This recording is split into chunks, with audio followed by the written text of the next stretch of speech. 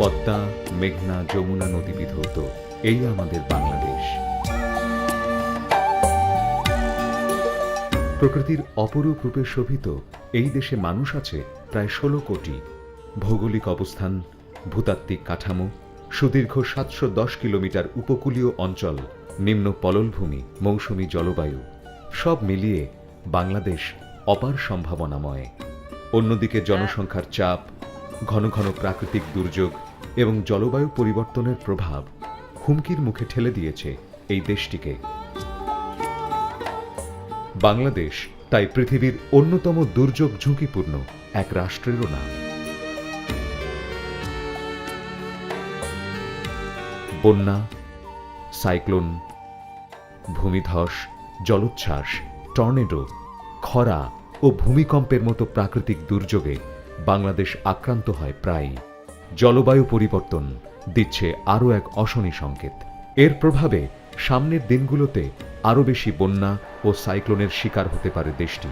দেখা দিতে পারে খরা, বাড়তে পারে কৃষি জমির লবণাক্ততা।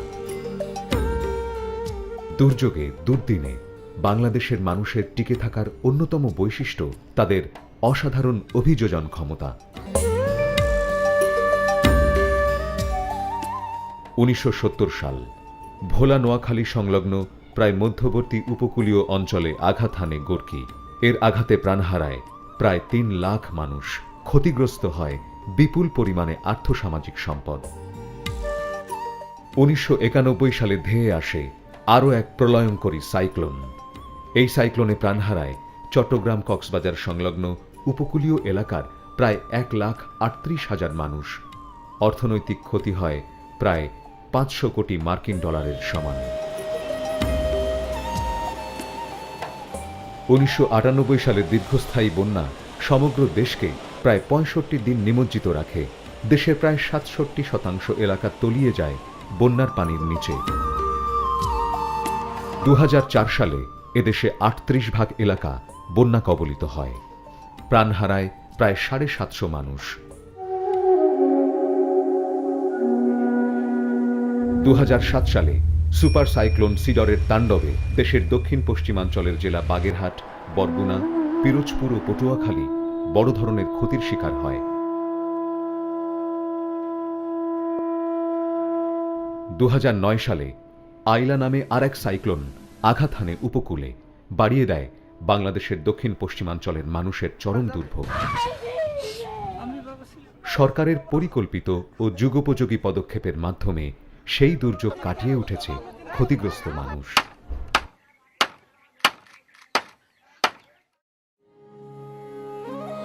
খরা আরও এক দুর্যোগের নাম। বরেন্দ্রভূমি সহ বিস্তৃত অঞ্চল ফি বছর খরাক্রান্ত হয়। পাশাপাশি রয়েছে পানির তীব্র সংকট। ঢাকা সহ দেশের বড় শহরগুলোতে পানি সমস্যা প্রকট। ঢাকার ভূগর্ভস্থ পানির স্তর প্রতি বছর 3 মিটার হারে নেমে যাচ্ছে। অন্যদিকে প্রতিনিয়ত দূষিত হচ্ছে নদ নদীগুলো। অল্প বৃষ্টিতেই জলাবদ্ধতা নগর জীবনকে করে তুলছে বিপর্যস্ত। আর ঘন ঘন ভূমিকম্পের কারণে নগরবাসী এখন আতঙ্কগ্রস্ত। গত 3 বছরে এ অঞ্চলে অনুভূত হয়েছে প্রায় 110টিরও বেশি ছোট ছোট ভূমিকম্প। প্রাতিষ্ঠানিকভাবে প্রথমবারের মতো দুর্যোগ প্রস্তুতি কার্যক্রম শুরু হয় 1972 সালে। বিশ্বব্যাপী জনগোষ্ঠীকে প্রশিক্ষিত করে দুর্যোগ ব্যবস্থাপনার কথা যখন কেউ ভাবেনি, তখন শতাব্দীর শ্রেষ্ঠ সন্তান, জাতির জনক বঙ্গবন্ধু শেখ মুজিবুর রহমান উপকূলীয় অঞ্চলের জনগোষ্ঠীকে সমন্বিত করে 1973 সালে প্রতিষ্ঠা করেন ঘূর্ণিঝড় প্রস্তুতি কর্মসূচি সিপিপি, যার সুনাম আজ বিশ্বব্যাপী। এরপর থেকে 1990 সাল পর্যন্ত দুর্যোগ ব্যবস্থাপনা বলতে বোঝাতো দুর্যোগকালীন সময়ে জরুরি সাড়া প্রদান ও পরবর্তী পুনর্বাসন সংশ্লিষ্ট কার্যক্রম। 1991 সালের সাইক্লোনের পর সবাই উপলব্ধি করে দুর্যোগ পরবর্তী কার্যক্রমের চেয়ে দুর্যোগ পূর্ব প্রস্তুতি ও ব্যবস্থাপনা অনেক বেশি গুরুত্বপূর্ণ। এরই ধারাবাহিকতায় 1993 সালে গঠিত হয় দুর্যোগ ব্যবস্থাপনা ব্যুরো। এই ব্যুরোর তত্ত্বাবধানে 1997 সালে সরকার প্রথমবারের মতো প্রণয়ন করেন দুর্যোগ বিষয়ক স্থায়ী আদেশাবলী বা এসওডি। 2010 সালে দ্বিতীয়বারের মতো সংশোধিত এসওডি প্রণয়ন করা হয়। দুর্যোগ বিষয়ক স্থায়ী আদেশাবলী এসওডি হালনাগাদ করা ছাড়াও হিউগো ফ্রেমওয়ার্ক অফ অ্যাকশনের আলোকে সরকার দুর্যোগ ঝুঁকি হ্রাস বিষয়ক জাতীয় পরিকল্পনা 2010-2015 প্রণয়ন করেছেন। দুর্যোগ ব্যবস্থাপনা আইন সরকারি পর্যায়ে নীতিগতভাবে অনুমোদিত হয়েছে।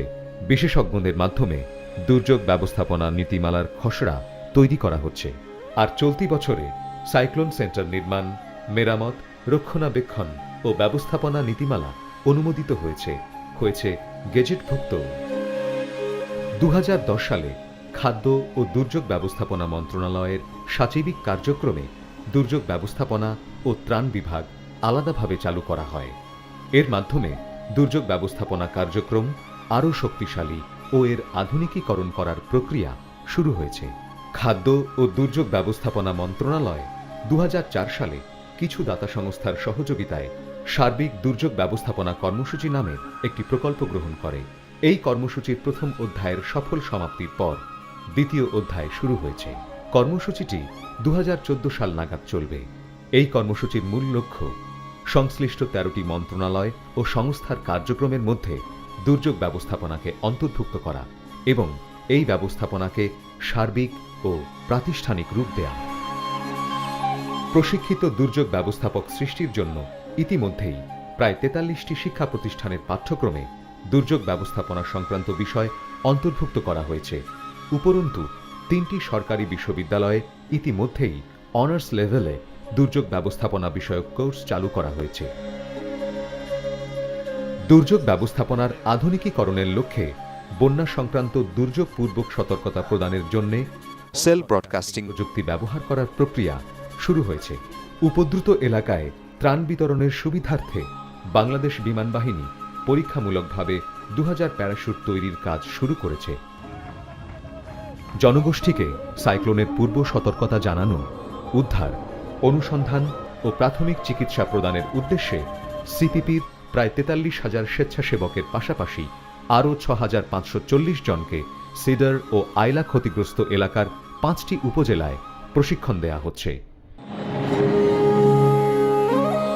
দেশের পাহাড়ি অঞ্চলগুলোতে ভূমিধস এখন ফি বছরের ঘটনা।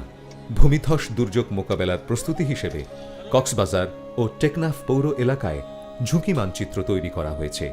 তদুপরি জনগোষ্ঠী ও পৌর কর্তৃপক্ষকে সম্পৃক্ত করে ভূমিধসের আগাম সতর্কতা ও তাৎক্ষণিক করণীয় বিষয়ক ব্যবস্থাও নেওয়া হয়েছে এবং এ সংক্রান্ত মাঠ মহড়াও চলছে। ভূতাত্ত্বিক গঠনশৈলীর কারণে বাংলাদেশ ভূকম্পন প্রবণ দেশ। দেশটিতে গত 150 বছরের ইতিহাসে 7টি বড় মাপের ভূমিকম্প আঘাত এনেছে। এর মধ্যে 2টি ভূমিকম্পের উৎসস্থল ছিল বাংলাদেশেই। 1897 সালে ভারতের মেঘালয়ে সংঘটিত ভূমিকম্পে সিলেট অঞ্চলে ব্যাপক ক্ষয়ক্ষতি হয়।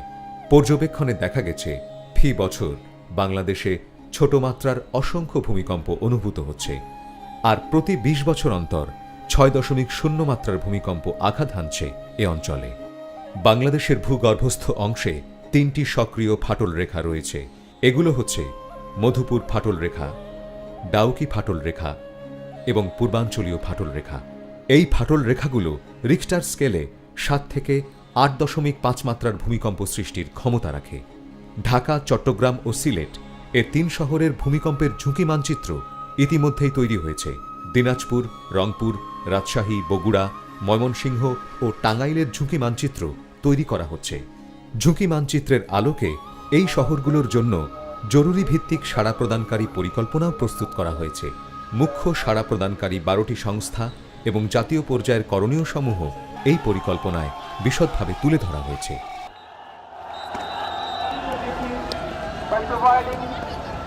উদ্ধার ও অনুসন্ধান কাজ পরিচালনার জন্য সরকার প্রায় 74 কোটি টাকার যন্ত্রপাতি ক্রয় করেছেন। ভূমিকম্প অনুসন্ধান ও উদ্ধার কার্যক্রমে ব্যবহারের জন্য প্রয়োজনীয় যন্ত্রপাতি সংগ্রহের এই ধারা আমরা অব্যাহত রাখব। এর জন্য যত অর্থ প্রয়োজন হয় আমরা তা সরবরাহ করব এবং যা যা প্রয়োজনীয় যন্ত্রপাতি যা যা দরকার আমরা তা ইনশাআল্লাহ সংগ্রহ করে দেব। এগুলির মধ্যে রয়েছে এক্সক্যাভেটর ও ফর্ক লিফটের মতো ভারী যন্ত্রপাতি এবং একই সাথে আছে রেস্কিউ জ্যাক, থার্মাল ইমেজিং ক্যামেরার মতো ক্ষুদ্র যন্ত্রাংশ। 15 ডিসেম্বর 2010-এ মাননীয় প্রধানমন্ত্রী শেখ হাসিনা এই যন্ত্রগুলো বাংলাদেশ সেনাবাহিনী, ফায়ার সার্ভিস ও সিভিল ডিফেন্স এবং ঢাকা সিটি কর্পোরেশনের কাছে হস্তান্তর করেন।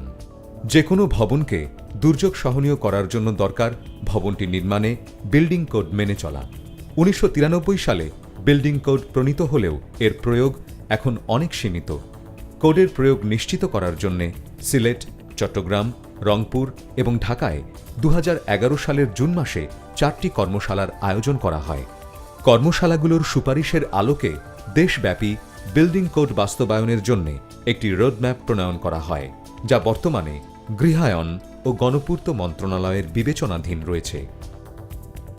দুর্যোগ ঝুঁকি তথ্য তথা মাইক্রোজোনেশন ম্যাপ বিবেচনায় এনে নগর পরিকল্পনা প্রণয়ন এবং তা বাস্তবায়ন সম্ভব হলে নগর ঝুঁকি অনেকখানি কমিয়ে আনা সম্ভব। বর্তমানে সিডিএমপির সহযোগিতায় আরবান ডেভেলপমেন্ট ডিরেক্টরেট বা ইউডিটি দুর্যোগ ঝুঁকি বিবেচনায় এনে ময়মনসিংহ শহরের ডিটেইলড এরিয়া ম্যাপ প্রণয়নের কাজ করছে।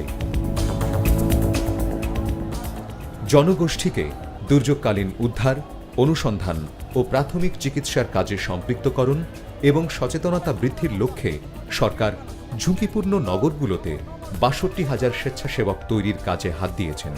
ইতিমধ্যে প্রায় ১২,০০০ স্বেচ্ছাসেবক ঢাকা, চট্টগ্রাম, সিলেট, রংপুর ও কক্সবাজারে প্রশিক্ষণ পেয়েছেন। নির্মাণ শিল্পে রাজমিস্ত্রি ও রড মিস্ত্রির ভূমিকা অত্যন্ত গুরুত্বপূর্ণ। এসব মিস্ত্রিদের কারিগরি দক্ষতা এবং নির্মাণে গুণগত উৎকর্ষতা সাধনের জন্য রাজমিস্ত্রি ও রড মিস্ত্রিদের প্রশিক্ষণ দেয়া শুরু হয়েছে। সিডিএমপির সহযোগিতায় ও হাউস বিল্ডিং রিসার্চ ইনস্টিটিউটের মাধ্যমে ২,২০০ মিস্ত্রি এই কার্যক্রমের আওতায় প্রশিক্ষণ পেতে যাচ্ছেন। ভূমিকম্পের সময় স্কুলের ছাত্রছাত্রীরা সবচেয়ে বেশি ঝুঁকিতে থাকে। স্কুলের শিক্ষক, ছাত্রছাত্রী ও অভিভাবকদের এই দুর্যোগ বিষয়ে সচেতন করার জন্য উদ্ধার ও অপসারণ মহড়ার কাজ শুরু হয়েছে। প্রায় শতাধিক স্কুলে এই কার্যক্রম পরিচালনা করা হবে। এই কার্যক্রমকে প্রাতিষ্ঠানিক রূপ প্রদান করার জন্য প্রাথমিক ও গণশিক্ষা মন্ত্রণালয়ের মাধ্যমে দুর্যোগ ব্যবস্থাপনা ও ত্রাণ বিভাগ কাজ করে যাচ্ছে। উল্লেখ্য, জাপান, ফিজি, তুরস্ক ইত্যাদি দেশে স্কুল মহড়া নিয়মিতভাবে অনুষ্ঠিত হয়ে থাকে। ঝুঁকি হ্রাস প্রকল্প বাস্তবায়নে দুর্যোগ ব্যবস্থাপনা কমিটি উল্লেখযোগ্য ভূমিকা রাখছে। এই প্রক্রিয়ার গ্রহণযোগ্যতার মাত্রা উল্লেখযোগ্য হারে বৃদ্ধি পাওয়ায় বিভিন্ন সংস্থা ইতিমধ্যেই তাদের কর্মপরিকল্পনায় প্রক্রিয়াটি আত্মীকরণ করেছে। স্থানীয় দুর্যোগ ব্যবস্থাপনা কমিটির প্রত্যক্ষ তত্ত্বাবধানে ইতিমধ্যে প্রায় ৩ সহস্রাধিক প্রকল্প বাস্তবায়ন করা হয়েছে। উন্নয়ন পরিকল্পনা প্রণয়ন ছক সংশোধনপূর্বক সকল উন্নয়ন কর্মকাণ্ডে দুর্যোগ ও জলবায়ু ঝুঁকি প্রশমন ব্যবস্থা অন্তর্ভুক্ত করা হয়েছে। আর এসব কর্মসূচি বাস্তবায়নের লক্ষ্যে পরিকল্পনা কমিশন সংশ্লিষ্ট সংস্থাসমূহের সাথে কাজ করে যাচ্ছে।